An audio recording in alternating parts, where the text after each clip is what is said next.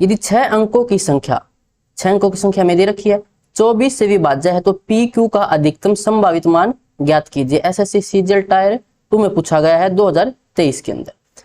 संख्या में क्या दे रखी है 11 पी 9 क्यू 4 और बोला गया है ये 24 से विभाज्य है। अगर ये संख्या 24 से विभाज्य है तो ये 24 के फैक्टर से भी भाग होगी।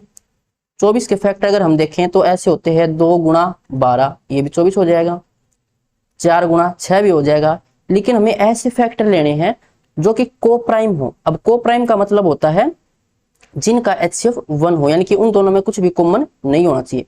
तो ऐसे दो फैक्टर हैं 3 और 8, 3 गुणा 8 24 हो जाएगा, और 3 और 8 में कुछ भी कॉमन नहीं है, इनका HCF 1 है। तो ये दोनों क्या है को प्राइम फैक्टर हैं। अब 24 से भाग होता है तो 3 से भी भाग होगा और 8 से भी भाग होगा। अब आपको यहाँ से डिविजिबिलिटी रूल आने चाहिए, उसकी मैंने एक अलग से क्लास बना रखी है, उसकी लिंक आपको डिस्क्रिप्शन में मिल जाएगी, पहले वो देख लीजिए, फिर अच्छे से समझ आ जाएंगे। अब बात आती है कि पहले 3 से चेक करें कि 8 से चेक करें। अब 3 से चेक करने का रूल होता है कि सम ऑफ डिजिट 3 से डिवाइड होना चाहिए, लेकिन सभी डिजिट हमारे पास नहीं है, तो सबसे पहले हम 8 से चेक कर लेते हैं।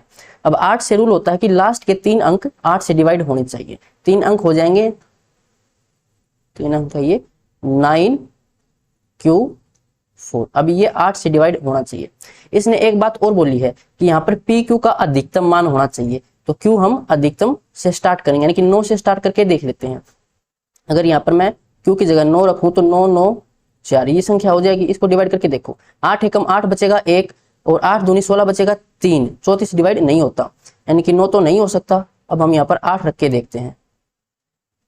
अब 9 एकम 9 बचेगा 1, सॉरी 8 एकम 8 बचेगा 1, 8 दूनी 16 बचेगा 2, 8 या 24, यानी कि पूरा पूरा भाग हो जाएगा। तो क्यू यहाँ से कितना आ जाएगा 8, क्यू है यहाँ पर 8। अब चेक कर लेते हैं 3 से।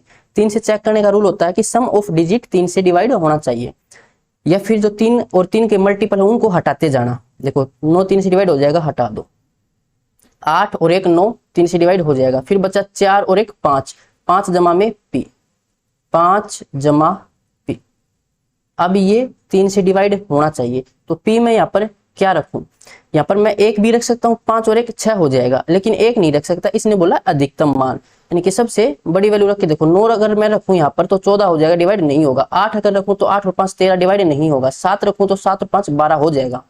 तो पी का मान कितना आ जाएगा 7, क्यू का मान था 8।